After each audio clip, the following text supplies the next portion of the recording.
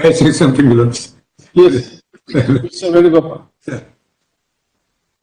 It's always a sad feeling that we have when a judge, and especially the Chief Justice of India, with whom we have had a very close relationship for the past 8 years, when you were elevated to the Supreme Court of India, is due to retire.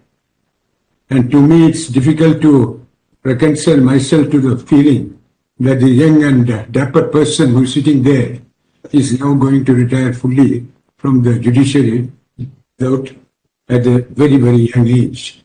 But I won't repeat what I have been saying earlier, because it will look like a gramophone with its needle stuck, that this is not the age at which our judges of the Supreme Court should retire. And that's not the age at which the judges of the High Court should also retire. But anyway, that's not within my control. I can only repeat the same thing. But what is outstanding so far as Chief Justice Ramana is concerned is the persuasion with which he was able to clear the areas of the appointment, the vacancies. And I understand that more than 200 This meeting is being recorded. Vacancies were filled up in the High Court. I think it's a Herculean task which was done. More than 100 members were appointed to the tribunal, all on account of, and I was at the receiving end from time to time. Whenever it was found that these vacancies were not being filled up, and had to communicate your lordship's hire as it were to the government. And it succeeded to a very, very great extent. And for the first time, we have had the full court of 34 judges sitting at one time itself. And this, I think, is a remarkable achievement for the purpose of the progress of the judiciary and the disposal of cases. I believe that your lordships have made very many speeches, and there are only one or two small extracts which I would like to read from your lordships is about the changing phase of the judicial function, especially of the Supreme Court.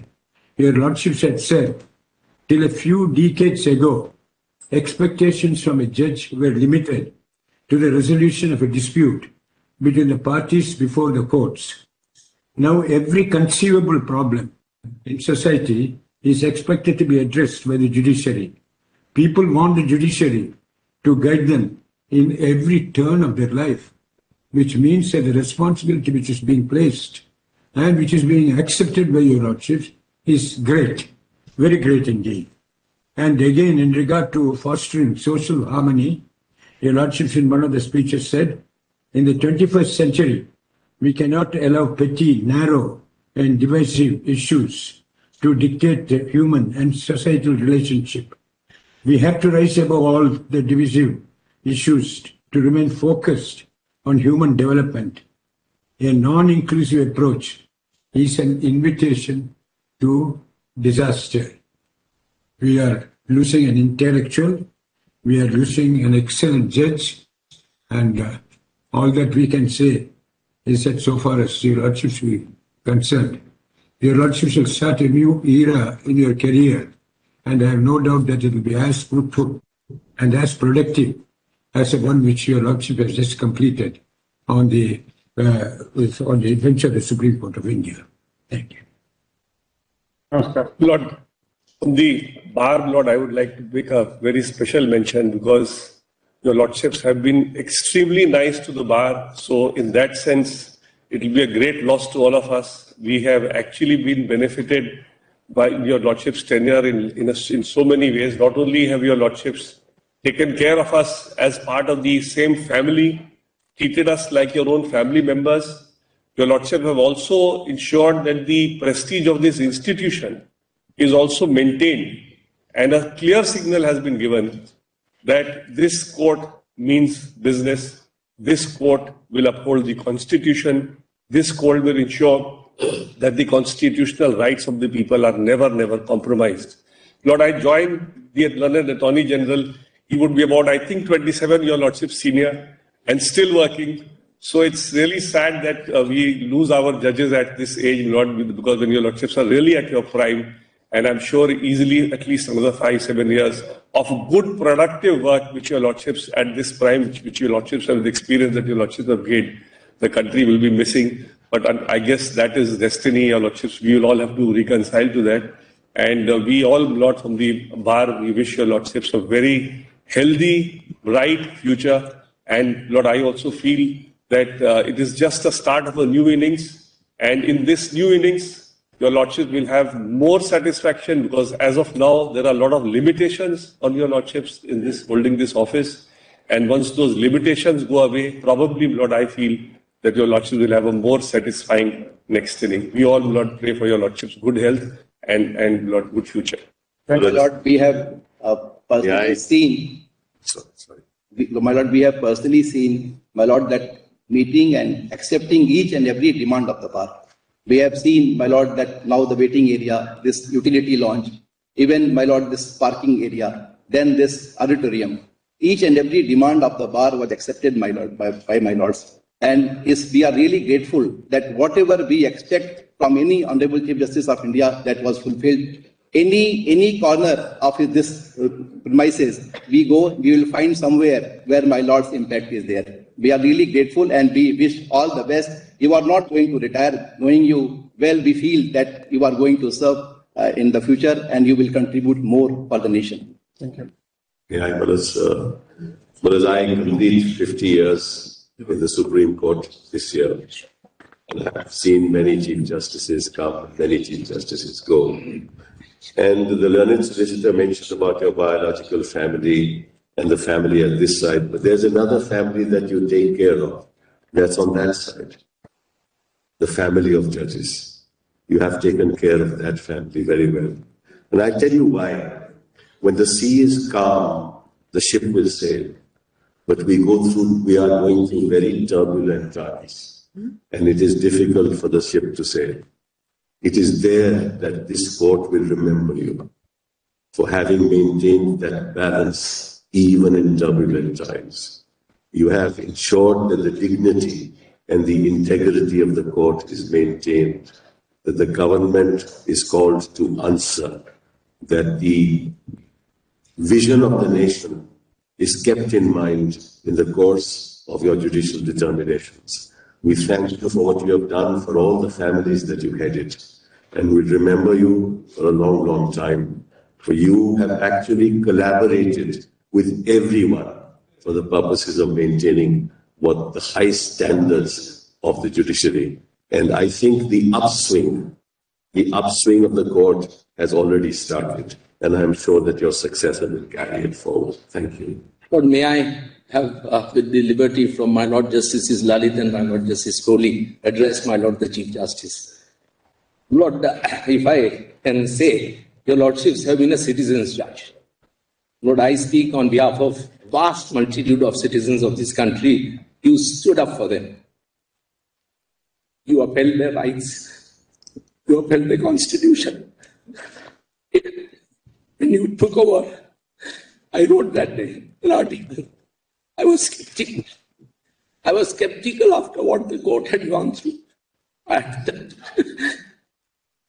must say, your Lordships excelled our expectations.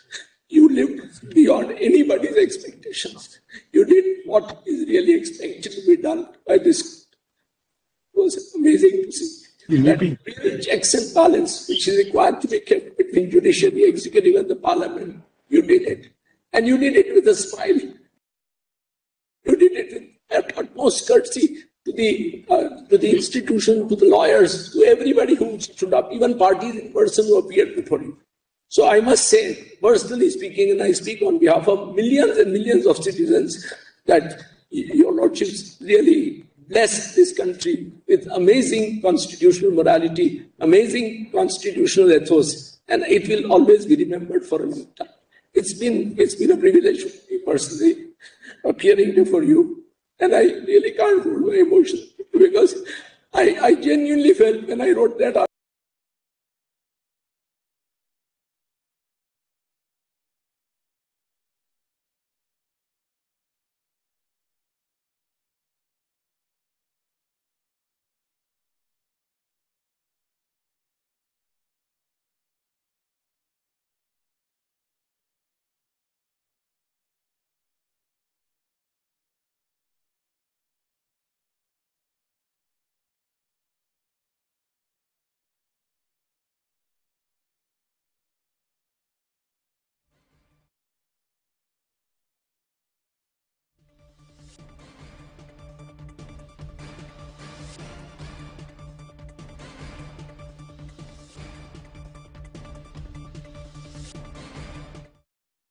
other levies.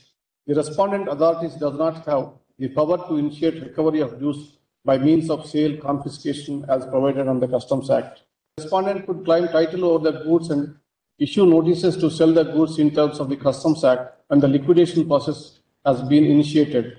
Answer negative. On the above discussions, the following are the conclusions.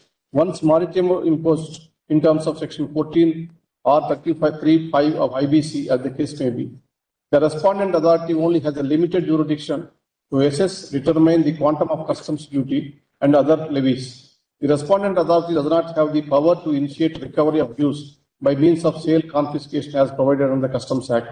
2. After such other levies, the respondent authorities does not have the power to initiate recovery of dues by means of sale, confiscation as provided under the Customs Act. The respondent could claim title over the goods and issue notices to sell the goods in terms of the Customs Act, and the liquidation process has been initiated. Answer negative.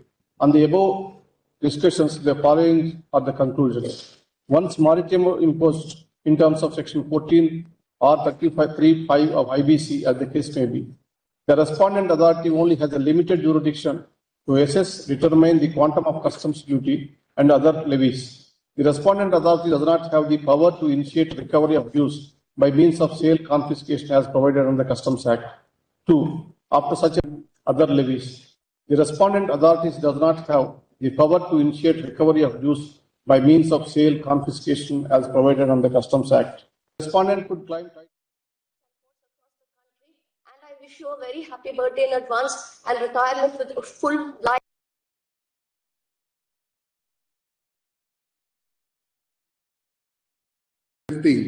And strengthening, my lord, another facet of judicial justice delivery system, my lord. That is the ADR system, my lord. Your lordships have, my lord, by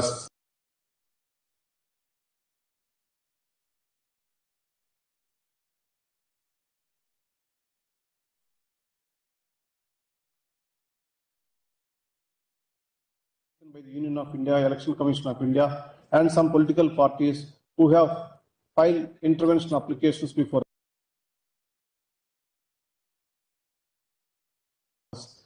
There can be no denying the fact that an electoral democracy such as us, the true power ultimately lies with the electorate. It is the electorate that